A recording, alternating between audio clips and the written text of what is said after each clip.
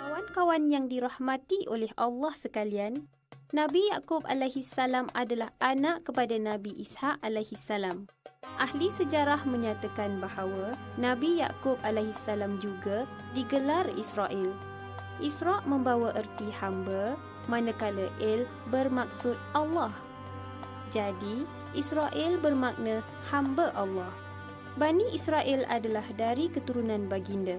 Menurut riwayat, Nabi Yaqub alaihi salam dilahirkan di Kanaan yang sekarang dikenali sebagai Palestin. Kami sampaikan berita gembira tentang kelahiran Ishak dan sesudahnya lahir pula Yaqub. Surah Hud ayat 71. Ini bermakna semasa Nabi Yaqub alaihi salam dilahirkan, datuknya iaitu Nabi Ibrahim alaihi salam masih lagi hidup. Kawan-kawan sekalian, menurut riwayat, ketika Nabi Ishaq alaihi salam mencapai usia yang lanjut, penglihatannya menjadi semakin berkurangan. Pada kebiasaannya, Nabi Ishaq alaihi salam lebih senang meminta kepada Al-Ish untuk menghidangkan makanan kepadanya dan mendoakan kesejahteraan Al-Ish serta keturunannya.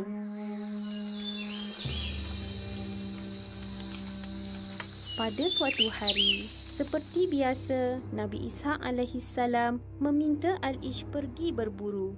Hasil buruannya itu hendaklah dimasak dengan maksud supaya membawa berkat kepada Al-Ish. Al-Ish dengan senang hati melaksanakan arahan ayahnya dan pergi berburu.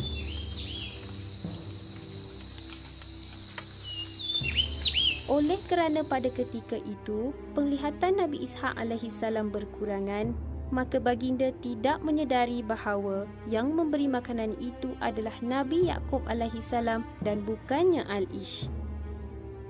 Setelah Nabi Ishaq alaihi salam menikmati hidangan itu, baginda mendoakan kesejahteraan anak dan keturunannya seperti yang sering Nabi Ishaq alaihi salam lakukan terhadap Al-Ish. Setelah Nabi Yaqub alaihi salam keluar dari bilik ayahnya, datanglah Al-Ish membawa pesanan hidangan yang diminta oleh ayahnya tadi. Betapa terkejut dan kecewanya Al-Ish setelah mengetahui adiknya Nabi Yaqub alaihi salam telah mendahuluinya. Dia sangat marah dengan tindakan adiknya itu. Ish, kenapa engkau yang mendahului aku, wahai aku?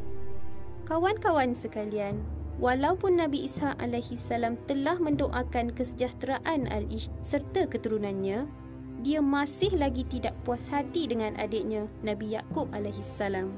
Menyedari ancaman yang diberikan oleh Al-Ish terhadap Nabi Yaqub alaihi salam, ibunya telah meminta Nabi Yaqub alaihi salam pergi ke rumah bapa saudaranya Laban di wilayah Hiron. Ibunya meminta baginda berbuat demikian supaya tidak berlaku pergaduhan yang lebih besar di antara baginda dengan abangnya Al-Ish. Hei Yaqub, keluar kau dari situ. Sungguh berani kau mendahului aku, ya Yaqub. Pemergian Nabi Yaqub alaihi salam telah mendapat izin daripada ayahnya terlebih dahulu. Ayahnya juga memerintahkan baginda berkahwin dengan anak kepada bapa saudaranya itu. Walau bagaimanapun, adat di tempat bapa saudaranya itu tidak menjadi kebiasaan menikahkan anak yang bungsu terlebih dahulu daripada anak yang sulung. Maka, oleh sebab itu, Nabi Yaqub alaihi salam telah menikahi Laya terlebih dahulu. Tidak lama selepas itu, baginda menikahi Rahel pula. Pada ketika itu, dibolehkan dua orang perempuan sekandung berkahwin dengan seorang lelaki. Allah Maha Adil, kawan-kawan. Walaupun Laya tidak secantik adiknya Rahel, Allah telah menggantikan kelemahannya itu dengan membolehkan Laya melahirkan anak yang ramai.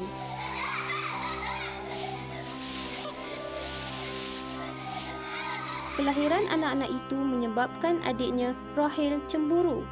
Disebabkan cemburu terhadap kakaknya, Rahel telah memberikan hambanya Balha untuk dinikahi oleh Nabi Yaqub alaihi salam sebagai isteri ketiga. Melihat keadaan itu, Laya juga menghadiahkan hambanya iaitu Zulfa kepada Nabi Yaqub alaihi salam sebagai isteri keempat. Daripada hasil perkahwinan Nabi Yaqub alaihissalam dengan keempat-empat isterinya, baginda telah memperolehi 12 orang cahaya mata. Di antara anak-anaknya, baginda lebih memberi perhatian dan kasih sayang kepada Nabi Yusuf alaihissalam dan Bunyamin, iaitu anak kepada Rahil.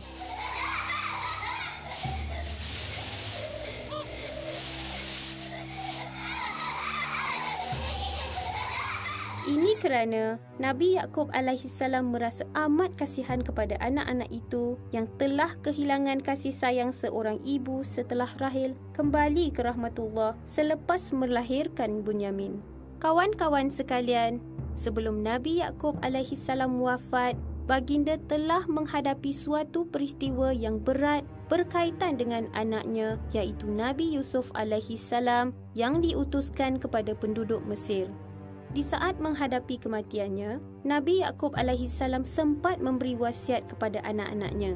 Di dalam Al-Quran, ada menerangkan tentang wasiat baginda, iaitu yang bermaksud, apakah kamu akan turut hadir pada ketika Yakub didatangi maut? Ketika itu, dia berkata kepada anak-anaknya, apakah yang akan kamu sembah setelah kematianku? Mereka menjawab, kami menyembah Tuhanmu dan Tuhan nenek moyang kami, Ibrahim, Ismail dan Ishak, iaitu Tuhan yang satu dan hanya kepadanya sahaja kami berserah diri. Ayat 133. Daripada wasiat tersebut jelas menunjukkan bahawa Nabi Yaqub alaihissalam adalah seorang yang kuat pegangan agamanya dan baginda bimbang akan pegangan anak-anaknya. Oleh sebab itulah baginda mewasiatkan anak-anaknya agar beriman hanya pada satu-satunya Tuhan, iaitu Allah, dan tidak pada yang lain. Menurut riwayat, Nabi Yaqub alaihissalam telah wafat di Mesir pada usia 147 tahun. Walaupun baginda wafat di Mesir, tetapi baginda disemadikan di negeri Syam, iaitu di samping dengan makam ayahnya Nabi Ishak alaihissalam dan datuknya Nabi Ibrahim alaihissalam. Untuk pengetahuan kawan-kawan, setiap putera Nabi Yaqub alaihissalam telah menjadi ketua suku dari suku-suku bangsa Israel.